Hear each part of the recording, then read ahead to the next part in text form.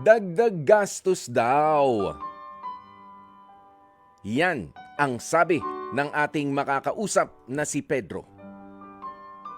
Pinili na lang daw na wag nang mag-propose sa 3 taon niya ng jowa na si Melinda. Oh, yun eh. Oh, pero si Melinda, ang jowa, mukhang na bad trip daw eh. Oh, dahil parang tinitipid daw siya nitong kasintahan niyang si Pedro. Ang depensa naman ni Pedro, ikakasal rin naman kami. Nagbabawas lang naman ako ng gastos. Oh, kaya naman kausapin natin. Mula sa Valenzuela, 29 years old. Pedro, magandang tanghali sa'yo. Hello, magandang tanghali, Kuya Poy. Oo, Pedro, 3 years na kayo na magjowa nitong si Melinda. Napag-uusapan nyo na syempre ang pagpapakasal. Ano ba ang ina-expect nitong si Melinda sa proposal? Opo, yun nga po, Kuya Poy. 3 years na po kami. Hmm. And ngayon po, nagpaplano na po kami magpakasal. Nag-uusap na po kami. Kaso Nag-iipon nga na lang rin. po, opo, yun nga lang po. Habang nag-uusap kami, natanong po ako ng girlfriend ko po if kailan daw ako magpo-propose, ganun, No. kung anong plano ko. Yung sagot ko naman po, bakit pa kailangan mag-propose, ganun. Kasi feel ko dagdag gastos lang siya if plano na namin magpakasal, ganun. Sandali, what's your idea ba of proposal, Pedro? O papaano mo ba nakikita ito? At papaano rin ang ideya nitong si, ano nga pangalan? Si Melinda ng proposal. Ito ba yung nakadocument? Ito ba yung para kayo nasa handaan? May paluhod-luhod ka ba? In short, may gastos. Yun yung iniisip mo, Pedro, sa harap ng mga magulang niya, yung mga ganun ba? Opo, Kuya po, sa tingin ko po, yung mga napapanood niya po sa social media, ganun, gusto niya pong mangyari. Iniisip ko naman po, if yung gagastusin doon, gawin na lang panggastos sa ibang bagay na mas importante, ganun. Ayan. Okay. Sige, ikaw naman, syempre, magpo-propose ka, magyayaya ka eh. 'Di ba? Mamamanhikan, magagawa mo naman yon kung sakasakali. Opo, Kuya Poy. Oo, hindi naman yung magkikita na lang kayo. Kumbaga, nag-date kayo ngayon, magkikita kayo, sa kasalan na. Huwag naman yung ganun ka-dry. Oo, syempre, andun pa rin yung classic na pamamanhikan, kasama ang mga magulang, mag-uusap, kainan lang, kung ano lang yung madadala. Ganyan, mag-uusap din yung mga magiging soon-to-be magbebiyanan. Di ba ganoon, yung mga simpleng mga ginagawa noon? So, ganun kasimple lamang yung idea mo. Opo, Kuya Poy, ganun nga lang po sana yung gusto kong mangyari. Oo, pero Sinabi ito... ko sa kanya. Oo, alam mo, eto hindi naman sa kaming mga millennials, mauunawaan namin. Mauunawaan namin na meron talaga mga ganyan. Ikaw ba millennial ka pa o ano ka na, Gen Z ka na? Kasi 29 years old eh. Ano ka na ba? Millennial. Millennial ka Po. pa. Nakasabit ka pa doon sa millennial age, 'di ba? Na sinasabi. Pero kasi alam nyo para sa mga nakikinig po sa atin, kahit ako hindi ako nagano eh. Wala akong ganyan na nag-propose pa tapos biglang bigla nandyan yung mga kaibigan sa tabi, bigla maglalabasan, Oo, at kahit yung ilan kong mga kaibigan din. Oo, kumbaga, ito na, nag-propose na siya. Pero kami lang, ayan, nasa dinner kami, ganyan. O kasama lang yung parents niya. Pero ang gusto niya, yung mga nakikita sa social media kamo. Na parang mamahaling mga lugar. Tapos kakaiba pa. May mga taong involved. Medyo magastos nga talaga yan. Oo. 'Di ba? As in yun ba yung idea nitong si Melinda? O baka naman hindi. Baka naman ano ka lang baka yun lang yung iniisip mo. Sinabi ko na po sa kanya, Kuya Poy, ganun nga po na simple lang, mamamanhikan, kasama yung magulang na pareho. Oh. Sabi niya po kasi parang nag-iba po yung mood niya. Parang medyo nainis siya. Sabi niya mag-effort naman daw ako na gumanto, ganyan. Ano raw? Ano yung Kaya gumanto dun po, tsaka gumanyan? May dance number? Ano ba? Anong effort ba yon? like ano po, yung nabanggit niya po kasi gusto niya sana parang sa beach, ganun. Like, Oo. mag-travel kami, tapos Oo. doon mag-propose, ganun. Eh, sabi ko naman po parang hindi naman na ata kailangan yung mga ganung bagay, lalo Oo. mga tatanda na rin kami. Mm. Yan. Alam nyo, no? Yan, yung ganyan mga bagay, lalaki yung nagpe-prepare niyan eh.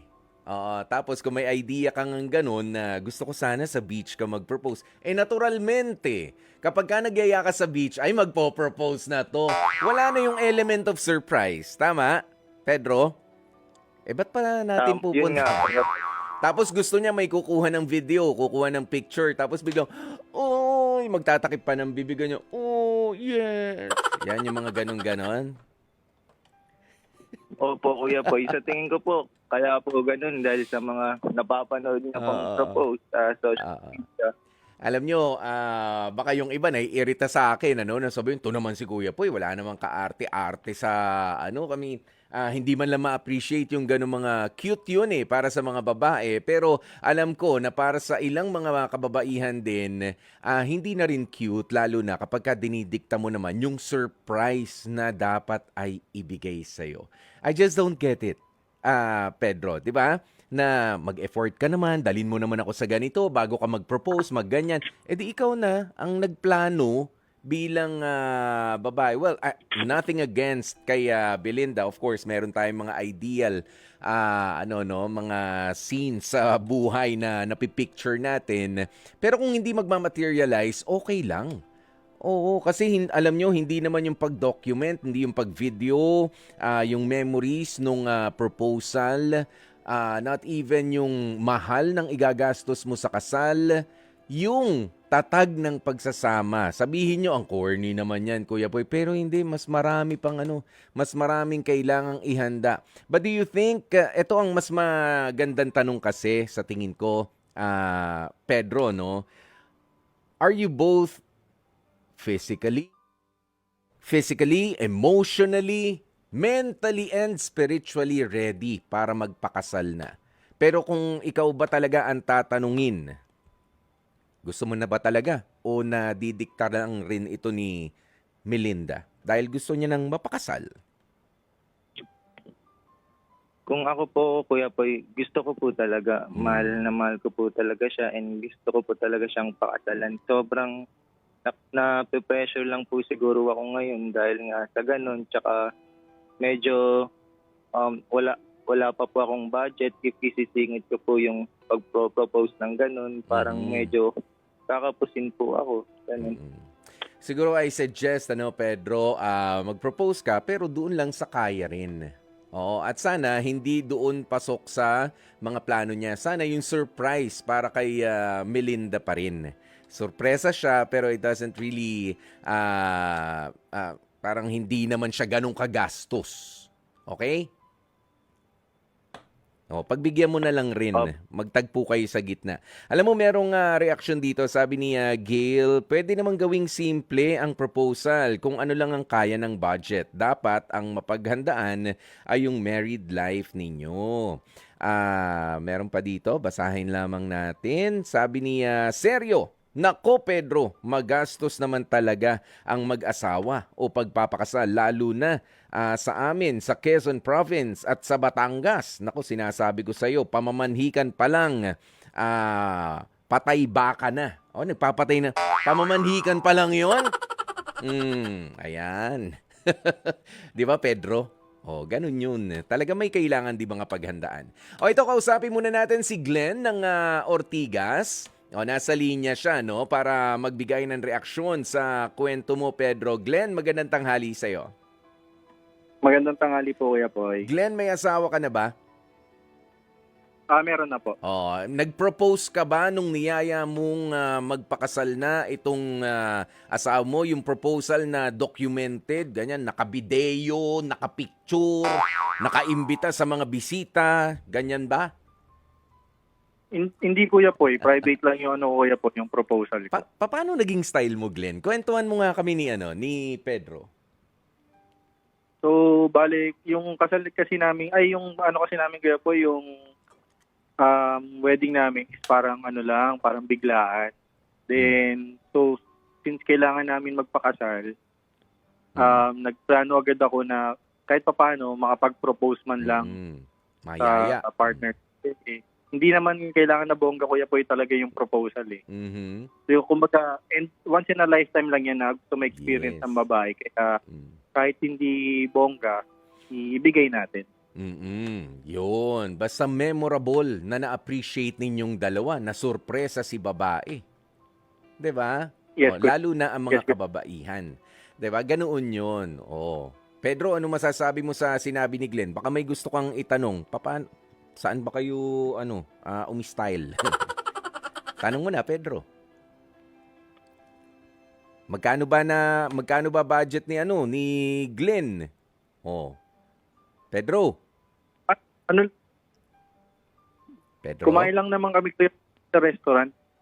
Kumain sa resto. May mga kasama kayo, Glenn? Wala kuya Poy. Wala, As kayong in, dalawa lang. kayong dalawa.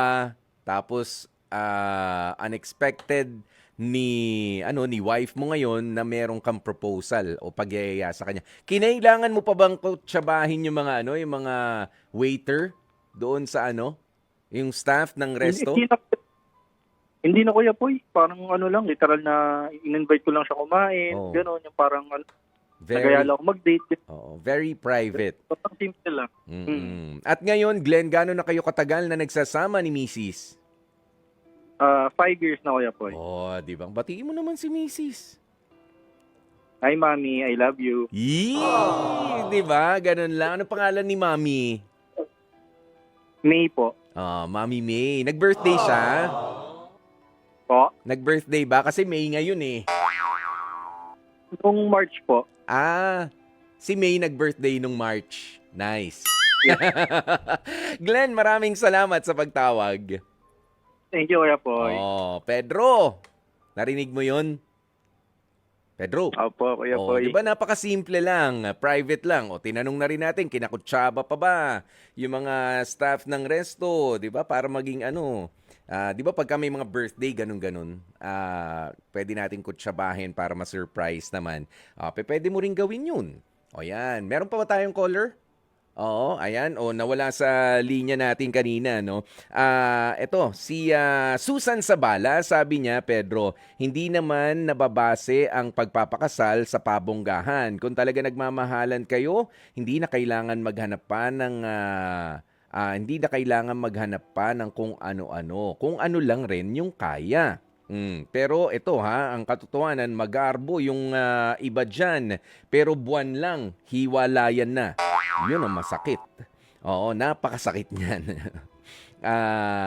Eto. Sabi niya Ronald Tumbaga, ayan, millennial man o Gen Z, mas mabuti pa rin na sundin ang tamang kultura sa pagliligawan. Walang makabagong teknolohiya ang pwedeng magbura sa kagandahan ng minana nating tamang kaugalian sa panliligaw. Kahit wala nang halos nagsisibak ng kahoy para sa pamilya ng babae o nangaharana kung gabi, hindi pa rin dapat alisin sa kultura natin yung tamang gawi at tamang paraan ng ligawan. Meaning, yung mabuti lang at hindi yung masama ang dulot ng bagong inuugali sa panahong ito.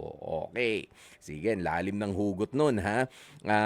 Sabi pa, Nia Lalaine Paloma, okay lang na mamanhikan at magbigay ng dote o bigay kaya.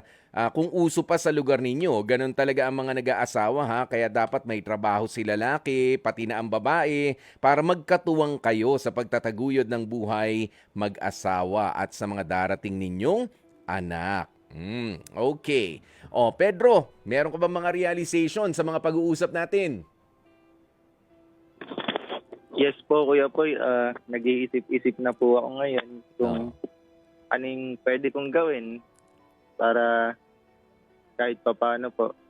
Siguro po mag-propose po ako pero yung kaya lang po muna ng budget sa ngayon. Yan.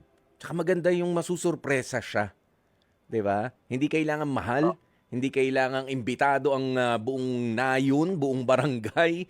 Okay? Yung masusurpresa siya at yung matutuwa siya. Ayan. O ito, may isa pang caller. Naku, ang dami namang interesado dito sa sa kwento mo, Pedro. Ang dami mo yatang pakakaining bisita. Si Ate Wena ng Isabela. Babiyahe pa to, bibigyan Yes mong po. pamasahe pagka pumunta to sa kasal mo, Pedro. Ate Wena, ano maipapayo mo o reaksyon mo sa kwento ni Pedro? Nako, ang simple lang po, Kuya Poy. Good afternoon, everyone. Very simple lang po. It's the thought that counts. Yung genuine na pagmamahal, hindi na kailangan ng bonggahan. Basta nandun ang pag-ibig. At saka, syempre, kailangan magtipid sa panahon ngayon, iba na.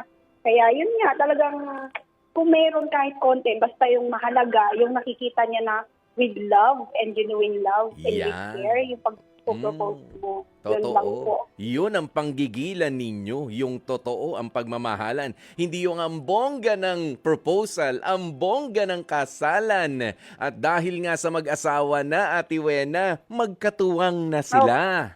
Magkatuwang True. nang kumakatok at nangungutang. Nga! May katulong. Pare, mare. Ninong, ninang. Medyo kinapuso eh. Ayan, Diyos ko. Kumuha ng katuwang hindi sa buhay. Para pala mangatok ng ibang bahay at nangungutang na. Okay. Maraming salamat sa iyo, Ate Wena. Yes po, Kuya Poy. Thank you din po. Yan. At syempre, Pedro, maraming salamat. But of course, sabi ko nga kanina, ayoko naman basagin din yung trip nung iba na maging sweet o documented nga yung mga special na mga proposal. Sabi nga nung kausap natin kanina si Glenn, syempre, gusto ko rin mapagbigyan siya kahit papaano sa ganang kaya ko. Ganyan. Kaya, Pedro, sana maituloy mo nga, masurpresa, matuwa si Melinda at sana bukod dun sa pagyaya mo sa kanya sa kasal, ang pagyayang yan ay malaking responsibilidad panghabang buhay nawa ang inyong maging pagsasama. Meron ka bang special na mensahe para kay Melinda? Ito na ang pagkakataon mo, Pedro. Go. Melinda, kung narinig mo man to, gusto ko lang sabihin na mahal kita at ikaw na yung gusto ko talagang makasama in the future. And sana din maintindihan mo if simple lang yung magiging proposal ko sa'yo, gano'n. Pero gagawin ko yung best ko and in the future, kung sakali man makaluwag-luwag ako, babawi ako sa'yo, pangako. Yun lang po, Kuya Poy. Maraming salamat po. Maraming salamat din sa iyo, Pedro. Good luck. Balitaan mo kami dito sa Heart to Heart.